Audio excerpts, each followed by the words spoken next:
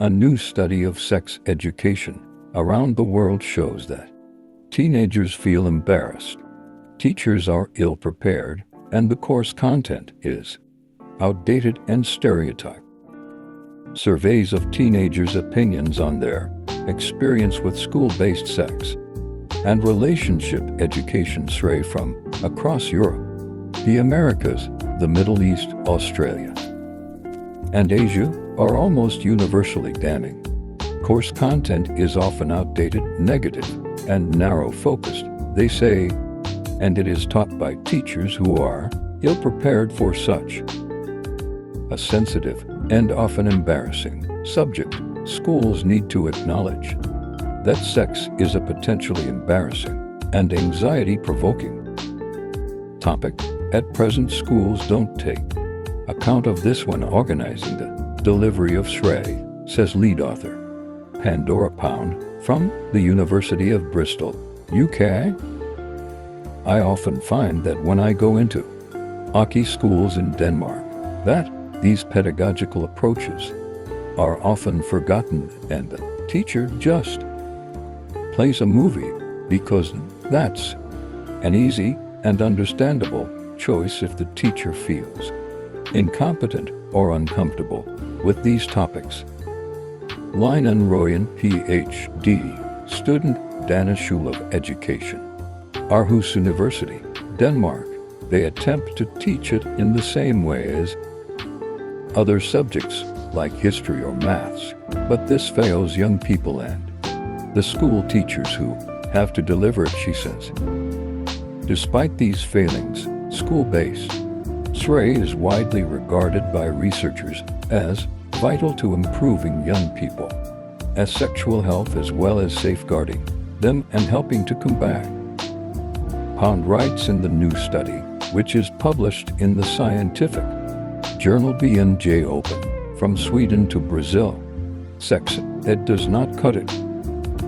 In the new study, Pound and her colleagues gathered data from surveys on teenagers' experiences with STI from Sweden, the UK, Ireland, USA, Australia, New Zealand, Canada, Japan, Iran, and Brazil.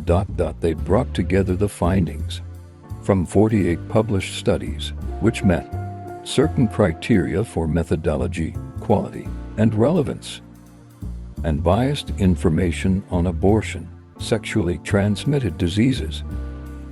The striking thing was how consistent young people's views were, despite the wide geographical reach, says Pound.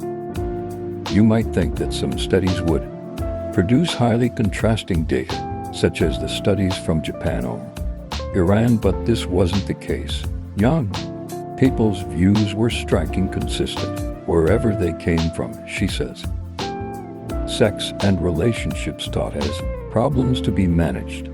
Effective sex education in the classroom comes with a distinct set of challenges, as it deals with personal, private issues in a public space, and both sexes reported unique insecurities when it comes to the sensitive topic of sex. The qualities that young people look for in a good sex educator, according to the young men, are anxious about any sexual ignorance being revealed, while young women can be vulnerable to verbal harassment or a synthesis of survey responses reveals that students from around the world believe school sex education is outdated, negative, and too focused on heterosexual. Colleague, an impressive synthesis. Line Royen is a Ph.D. student from the Danish School of Education, Aarhus University, Denmark. She was not involved in the new research but has studied and written extensively on sex education, policies, and practices in Denmark and the Nordic countries. She is impressed by the results, which confirm what researchers have known for some years. It's very interesting, she says. The picture is what we expect and what we already know. No, young people find that sex education happens too late, too little, It's too negative and generally out of touch with their everyday lives. Found that only 1/3 of students surveyed were satisfied with the sex education that they had received, and the level of satisfaction was lowest among students who had the most sexual experience, says Royan. But it's really important to bring this knowledge together and synthesize it so that we actually try to dig into why it's irrelevant and what the consequences are, she says. Read more. Sexual abuse, talking across cultures. Many of issues raised are already addressed in Nordic schools, says Royan, which have a long history of sex education dating back to the 1950s in Sweden, for example.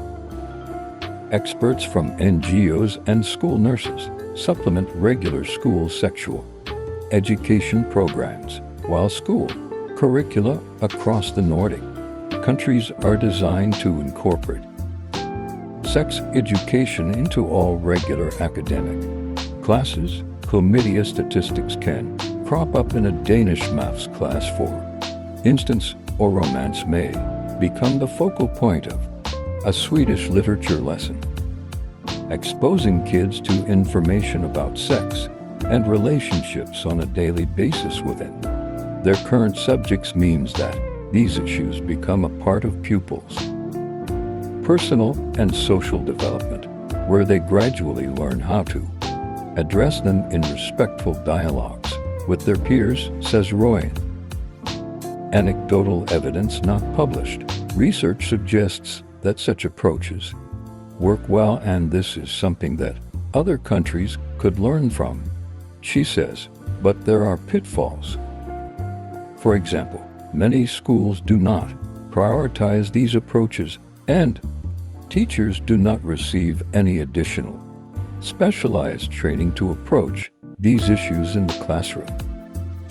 But I often find that when I go into schools in Denmark, that these pedagogical approaches are often forgotten and the teacher just plays a movie because that's an easy and understandable choice but schools are still the main source of knowledge on sexual health among the students surveyed. Even though they find it problematic, it's important. Schools are very relevant and meaningful arenas for sexuality education, but I don't think that anybody has found the perfect way to address it yet, says Royan.